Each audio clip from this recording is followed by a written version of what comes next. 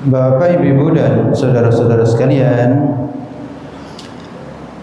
ayat ini menerangkan setelah Bani Israel menang, bisa mengalahkan dan mengungguli Fir'aun serta bala tentaranya, semua binasa, maka Bani Israel yang dipimpin oleh Nabi Musa ini merdeka, hidup dengan baik seperti yang disebutkan pada ayat sebelumnya. Mereka sebagai bangsa yang merdeka, hidup leluasa, punya keluarga, punya anak, punya istri, punya pembantu. Tidak sebagaimana di saat berada dalam cengkeraman Fir'aun. Nah, di sini Nabi Musa mengajak mereka semuanya untuk memasuki bumi yang suci, bumi yang istimewa, yaitu Baitul Maqdis, Palestina, bumi Syam dan sekitarnya itu. Ini bumi disebut sebagai Al-Muqaddasah, bumi yang muqaddasah, yang suci, karena di bumi ini banyak para nabi dan para rasul yang diutus oleh Allah Subhanahu wa taala. Dan di situ ada Masjidil Aqsa gitu. Dan ini ditetapkan oleh Allah Subhanahu wa taala bagi Bani Israel untuk membebaskannya, untuk memerdekakannya, untuk merebut kembali agar bumi ini terjaga, terpelihara. Karena mereka yang sekarang sedang memiliki kekuasaan dan juga sebagai orang-orang yang beriman yang dipimpin oleh Nabi Musa. Jadi jangan sampai kemerdekaan yang sudah didapat itu lalu membuat terlena dan tidak mau mengemban tugas untuk berdakwah dan menyebarkan agama yang menjadi amanah bagi mereka. Oleh karena itu mereka diajak oleh Nabi Musa untuk masuk ke Palestina, bumi Syam dan sekitarnya itu. Dan mereka diperingatkan agar mereka tidak kembali lari dari jihad, lari dari perjuangan, lari dari mentaati Allah Subhanahu wa taala. Ingat, kemerdekaan bukan hanya untuk senang-senang dan berhenti sampai di situ, tidak. Tapi kemerdekaan harus dilanjutkan dengan membebaskan bumi-bumi lain yang berada dalam cengkeraman kezaliman, kefasikan dan kemusyrikan. Mereka diperingatkan kalau mereka sampai lari ke belakang, tidak mau tunduk dan patuh kepada Allah, tidak mau mengemban tugas ini, maka mereka akan kembali menjadi orang-orang yang merugi gitu. Nah, diperingatkan seperti itu, diajak seperti itu oleh Nabi Musa. Ternyata mereka menjawab enggak mau untuk diajak masuk ke bumi yang diberkahi itu, dengan alasan karena di dalamnya ada kaum yang sangat kuat, ada kaum yang super power. Padahal memang mereka diajak masuk itu karena di dalamnya ada rezim yang buruk itu. Andaikan di tempat itu tidak ada rezim yang buruk, memang di bumi itu bagus, yang nggak perlu masuk ke situ. Mereka diajak masuk ke situ karena memang disitulah ada rezim yang buruk. Tapi ternyata mereka justru itu dijadikan sebagai alasan. Mereka tidak mau, tidak berani, dan mereka menyatakan diri, nggak mungkin kami itu bisa masuk, nggak mungkin kita itu bisa mengalahkan mereka selama mereka belum keluar dari tempat itu. Padahal kalau mereka keluar dari tempat itu ya sudah, berarti sudah selesai persoalan. Nah, tapi justru itu dijadikan sebagai alasan. Oleh karena itu, di ayat yang lain dijelaskan bahwa pada akhirnya mereka mendapatkan musibah berat selama 40 tahun. Mereka bingung, tidak bisa kembali, tidak juga bisa masuk ke tempat itu. Baru nanti kemudian ada pertolongan dari Allah karena mereka kembali mau melakukan jihad fi sabilillah. Nah, Bapak, Ibu dan saudara-saudara sekalian, dari ayat ini kita bisa mengambil pelajaran pertama, kelembutan para nabi, para rasul dalam berdakwah, termasuk Nabi Musa. Nabi Musa ngajak, ya qaumi, wahai kaum. Jadi betapa para nabi dan para rasul itu sebenarnya lembut. Tapi pada saat yang sama, betapa kaum itu seringkali ternyata kebalikannya, kasar gitu. Kalau guru itu lembut, masyarakatnya itu kasar gitu. Nabinya lembut, masyarakatnya kasar. Apa buktinya? Nabi Musa ngajak, ya qaumi, wahai kaum. Ternyata apa jawab kaum? Ya Musa. Jadi manggil Nabi itu nama aja. Ya Musa. Coba itu. Kalau orang kita, tapi sudah mulai itu. Orang kita sekarang juga begitu. Tapi kalau dulu nggak ada, manggil nama. Jadi para nabi dan para rasul itu lembut. Guru itu insya Allah ya lembut. Tapi ternyata masyarakat itu kasar. Seperti Bani Israel ini, mereka jawabnya ya Musa, wahai Musa. Bukan jawab wahai Tuhan, atau ya Nabi Allah, ya Rasulullah.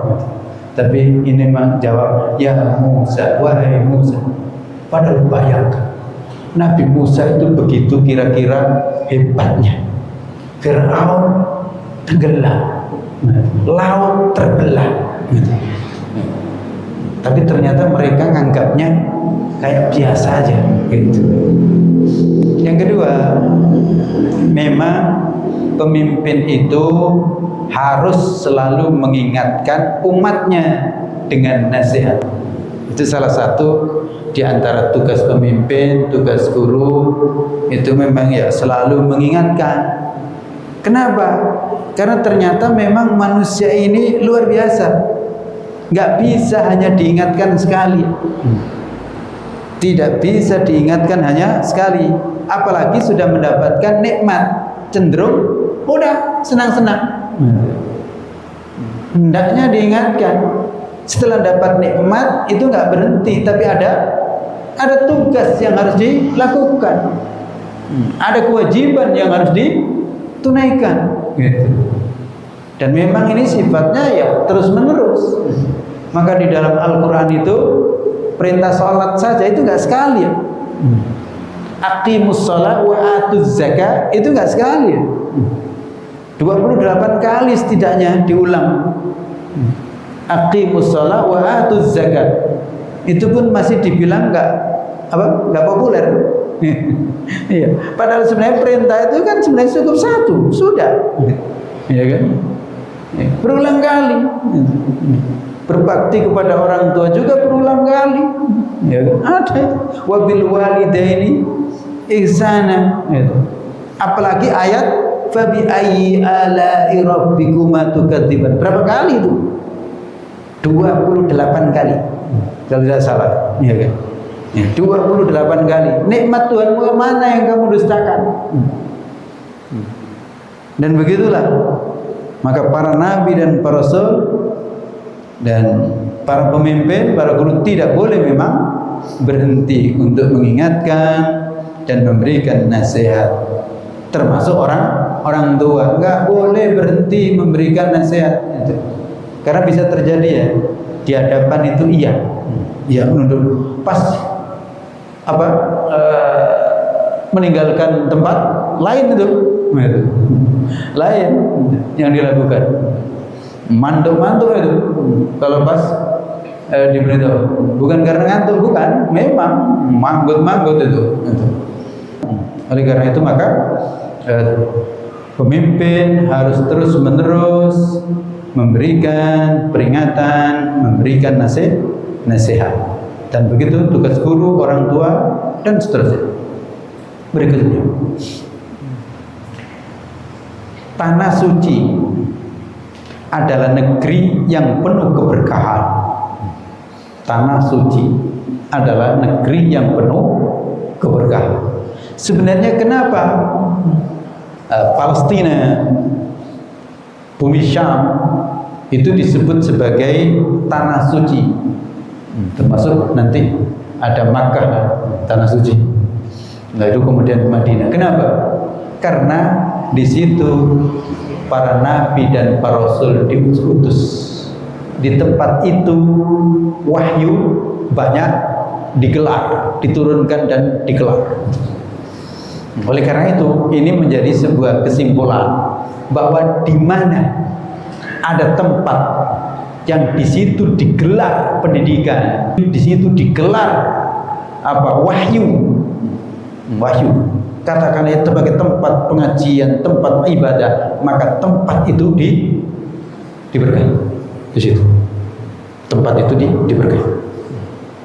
Maka juga sebaliknya, di mana ada tempat yang di situ penuh dengan kemaksiatan, maka itu bisa menjadi tempat yang dilaknat. Oleh karena itu, ini menjadi catatan penting. Kalau ada suatu tempat yang dulu di situ muncul kebaikan, digelar kebaikan, maka insya Allah tempat itu diberkahi. Dan kalau sampai kemudian kok berganti, maka hendaknya direbut kembali. Gitu.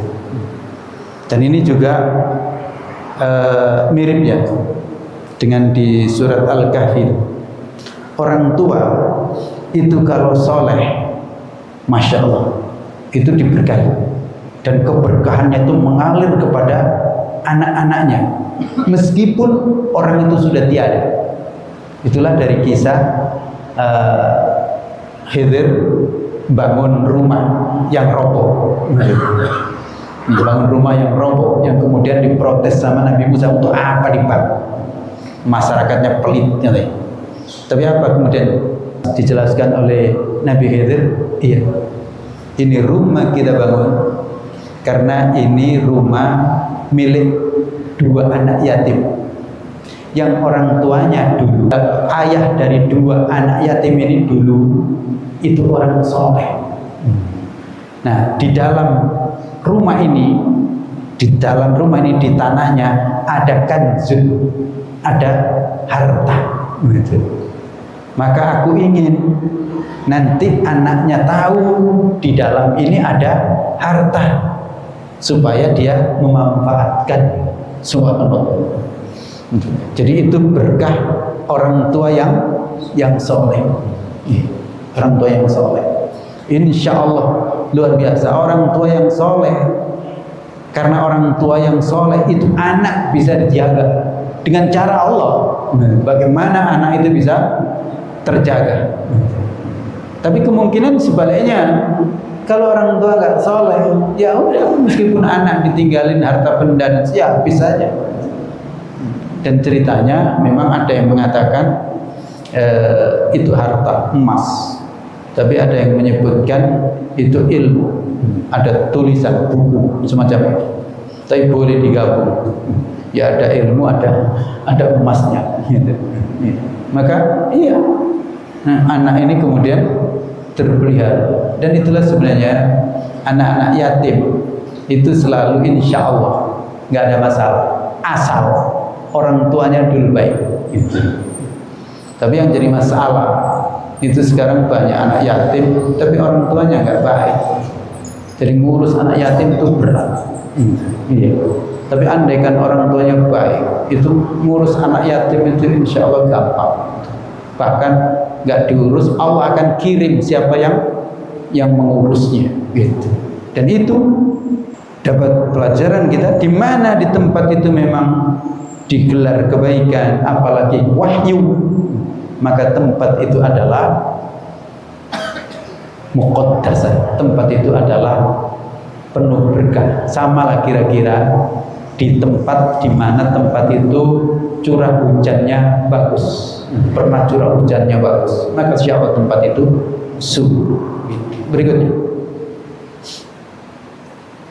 janji Allah diberikan kepada orang yang taat. Ini perlu kita ketahui.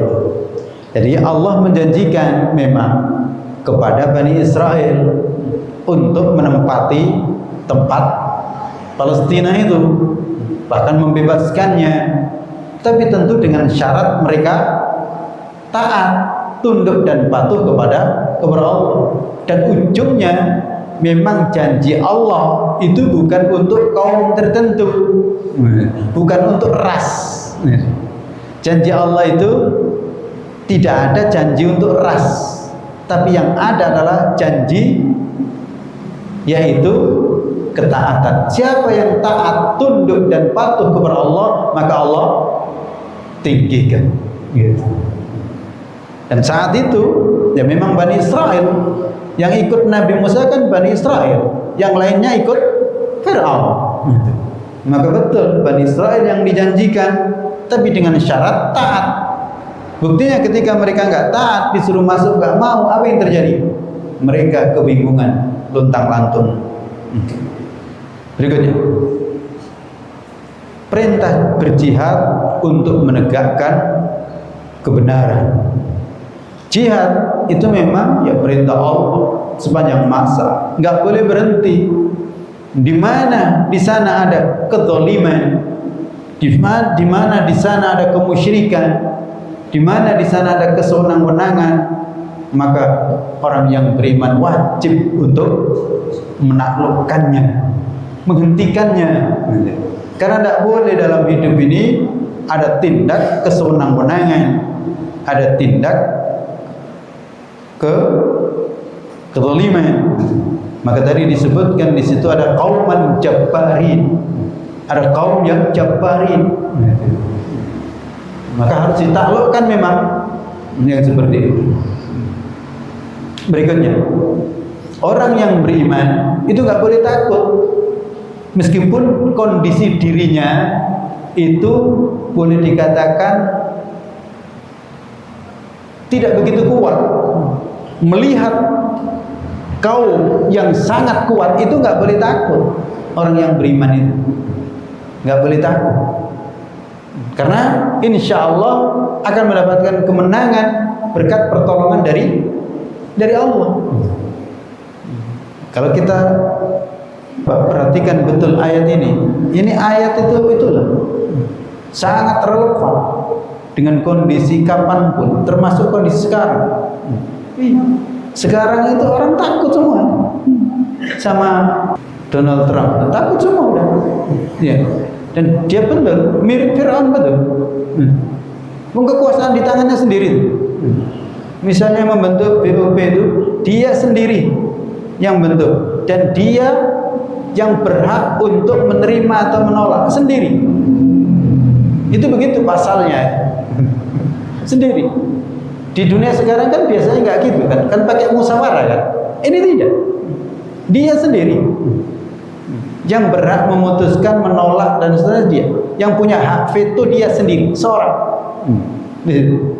Dan ternyata iya, nggak ada yang berani untuk menentang, karena memang iya dia punya kekuatan. Tapi seharusnya kita yang beriman tidak gentar sama sekali. Gitu. Tidak gentar sama sekali. Tapi memang sulit mencari orang-orang yang nggak gentar ini, karena dulu Bani Israel juga gentar menghadapi kaum yang sedang berada di Palestina itu. Mirip. Disebutkan kaum yang ada di Palestina dulu itu yang diperintahkan oleh Nabi Musa agar kaumnya itu masuk ke situ, itu memang disebutkan mereka itu perkasa. Ada yang menyebutkan mereka itu kayak raksasa dan seterusnya. Tidak ada yang mengalahkan. Tapi Nabi Musa dengan keimanan yang kuat, ayo masuk, ayo. Gitu. Nah hari ini rupanya nggak ada yang kayak Nabi Musa begitu. Ini persoalannya. Kalau dulu ada Nabi Musa, tapi kau nggak berani. Dulu ada Nabi Musa, tapi masyarakat nggak berani. Sekarang gimana? Masyarakatnya berani nggak? Kayaknya masyarakatnya berani, tapi Nabi Musa nya nggak ada. Ya, kita melihat insya Allah umat hari ini berani, tapi sayang Nabi Musa nya nggak ada. Dan memang susah. Ada masyarakat yang berani, kalau nggak ada pemimpinnya itu sulit terjadi. Mending ada pemimpinnya yang berani, masyarakatnya belum berani nggak apa-apa, dididik sampai berani. Gitu. Ini yang jadi soal itu, pemimpinnya berulang kali ada tapi nggak pernah berani. Pernah sekali berani, itulah Raja Faisal dulu, berani. Tapi kemudian dibunuh, udah selesai. Lalu kemudian ada lagi dulu Ziaul Haq, dan juga ada di Afghanistan juga begitu, berani. Tapi sekarang nggak ada lagi yang berani. Semua malah justru jadi bonekanya semuanya. Berikutnya, larangan mundur dari perintah Allah. Kita itu nggak boleh mundur dari perintah Allah. Kalau Allah sudah memerintahkan, maka kita harus maju. Wala tartaddu ala adbarikum, jangan kalian mundur ke belakang, maju. Mundur dari kebenaran, mundur dari jihad fi sabilillah, itu adalah kerugian.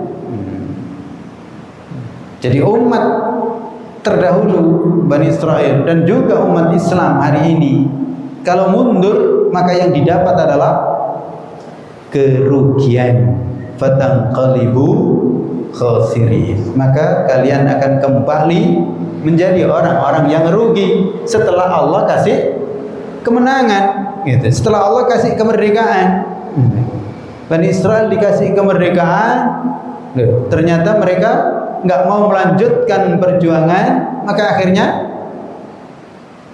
rugi. Saat itu rugi, dan betul-betul mirip dengan kondisi kita. Ketika Allah kasih kita kemerdekaan, ya terus berjuang, ya kan berjuang itu.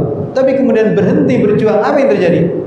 Hina, kembali lagi kepada penjajahan dalam bentuk yang lain. Ya misal kalau kita sekarang nggak punya apa-apa sudah, apa emas tambang emas mereka kuasai, semua dikuasai. Kenapa? Karena nggak mau berjuang, jadi nggak merdeka lagi. Omongnya saja merdeka, di dalam kertas merdeka, tapi kenyataannya nggak merdeka. Bagaimana merdeka? Politik kita tergantung, ekonomi tergantung. Bagaimana bisa merdeka? Keuangan saja tergantung. Kita menetapkan rupiah sekian saja nggak bisa, makanya terus naik turun. Oleh karena itu jangan heran sekarang, beberapa waktu yang lalu BBM itu naik atau turun, ada pengumuman kan? Sekarang nggak lagi. Sekarang nggak lagi. Udah. Karena apa? Karena bukan sini lagi yang menentukan, sana. Pasar internasional sana yang menentukan, bukan sini lagi, bukan DPR lagi. Kalau kemarin masih DPR ikut menentukan, sekarang nggak lagi. Udah pasar sana yang menentukan. Jadi kita punya minyak, tapi bukan kita yang menentukan harganya. Coba bayangin. Betapa konyolnya. Kita punya uang rupiah, tapi bukan kita yang menentukan harganya. Harus ngikutin dolar misalnya. La haula wala quwwata illa billah. Termasuk pendidikan. Kita punya pendidikan, tapi mereka yang menetapkan kurikulumnya harus begini. Jadi ini masif. Saya ingatkan semua yang terlibat dalam dunia pendidikan. Ini masif. Bagaimana kurikulum mereka masuk? Harus ada pelajaran ini, harus ada pelajaran ini. Itu.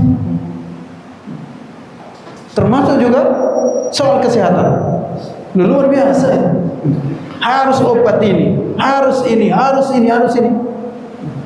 Perlu diketahui, kita membuat obat itu nggak bisa kalau tidak ada restu dari mereka. Maka kalau kita bilang, madu itu obat, ditangkap kita itu. Perlu diketahui, madu itu kalau kita bilang obat, ditangkap kita. Karena apa? Obat itu harus ada sertifikasi dari mereka. Pernah saya katakan, kalau begitu tangkap itu Allah kalau berani. Allah yang menyatakan madu itu sebagai obat, syifa Allah. Kok kemudian mereka kapling? seenaknya saja, dan itu tidak ada yang protes. La haula wala quwwata illa billah. Termasuk berikutnya makanan. Perlu diketahui, makanan kita akan terjajah karena mereka yang akan menjual makanan. Maka barusan yang banyak diprotes oleh MUI juga, jadi akan terjadi nanti itu apa, serbuan besar-besaran terkait dengan makanan, dan kita tinggal nerima saja. Nah, itu kondisi yang terjadi. Itulah ketika perjuangan berhenti. Bahkan ketika mengatakan tidak, nggak bisa lagi. Di awal-awal kita masih bisa mengatakan tidak, dan karena itulah lumayan tegak. Tapi sekarang nggak bisa lagi. Bahkan satu meja, tampangnya saja supaya bisa berkiprah, justru jadi kacungnya di situ. Di sini. Maka betul sekali dan relevan sekali ayat yang kita baca ini. Kalau sampai balik, maka batang qaribu khosirin, maka kembali hina. Setelah merdeka jadi lebih hina. Berikutnya, takut kepada manusia adalah tanda lemahnya iman. Seharusnya orang yang beriman itu hanya takut kepada Allah. Manusia seberapapun kekuatannya, bagaimanapun dahsyatnya senjata itu, tetap kecil. Gitu. Bani Israel mengatakan inna fiha qauman jabbarin. Ya, karena di sana ada kaum yang sangat hebat, super power. Dan sama, ketika kita berdialog dengan beberapa para ulama, itu ujungnya memang mengatakan kita bisa apa? Itu. Mereka seperti itu. Kita nggak bisa apa-apa. Nah, itulah hilang sudah keberanian. Dan itu berikutnya, memang sifat pengecut membuat seseorang meninggalkan tugas dan misi besar. Orang itu kalau sudah menderita penyakit pengecut, jabbar, itu memang nggak punya gairah perjuangan lagi. Maka Nabi ngajarin kepada kita, di antara penyakit yang tidak boleh terpapar di dalam diri kita, itu adalah sifat pengecut. Allahumma inni a'udzubika minal hammi wal hazan, wa a'udzubika minal ajzi wal kasal, wa a'udzubika minal jubni wal bukhl, wa a'udzubika min ghalabatid daini wa qahrir rijal. Ya Allah, aku berlindung kepadamu dari sifat galau dan sifat lemah. Lalu aku berlindung kepadamu ya Allah dari Allahumma inni a'udzubika minal hammi wal hazan wa a'udzubika minal ajzi wal kasal. Aku berlindung kepadamu dari sifat lemah dan malas, pemalas. Enggak mau bekerja keras, tapi malas. Pemalas itu kan maunya hasil besar tapi kerja kecil. Perhitungan sekali. Orang kalau perhitungan dalam kerja tidak akan maju. Perhitungan sekali. Yang diinginkan adalah hasil yang besar, tapi kerjanya sedikit sekali. Dan kita diajari memang itu, kerja sekecil-kecilnya, hasil sebesar-besarnya. Itu kan penipuan. Itu dicekokkan ke kita, padahal mereka sendiri nggak gitu. Maka itu yang kita tangkap. Mereka sendiri kan nggak gitu. Mana ada mereka itu kerja sekecil-kecil? Mereka itu kalau sudah cari harta itu luar biasa. Barat, timur, Jepang itu nyaris nggak ada orang ngantuk. Nggak ada orang ngantuk. Kalau bukan di tempat tidur. Jepang itu nggak ada orang ngantuk. Amerika juga nggak ada, kecuali di tempat tidur. Di kereta, di kendaraan saja itu membaca, kecuali betul memang mau tidur. Nah kita kan enggak. Di pengajian aja tidur gitu ya. Di situ. Iya. Di situ. Berikutnya.